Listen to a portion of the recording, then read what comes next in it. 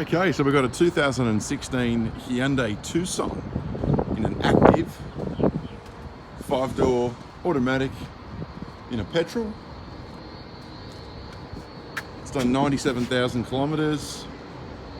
Got a nice big boot there, tow bar, reverse sensors, and it's got the alloy wheels. But this car, just looking around the outside of it, is in immaculate condition.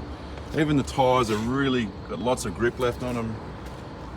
This car's got a full service history. We're only asking $21,990 and represents a lot of value for money.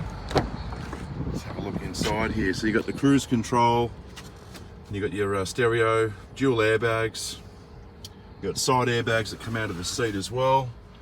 Obviously automatic, nice big stereo.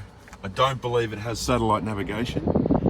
Look at those seats, very good condition for the driver's seat. Same with the passenger. Let's have a look in the back seat. It looks like it's never been sat in. And we'll go and check out the boot. Yeah, nice big boot. You got the cargo blind there as well. I don't know when you can lock it in. There we go. So that'll block out the sun and stop thieves from seeing what's in your boot. But a lovely example, so give us a call and we'll talk to you then.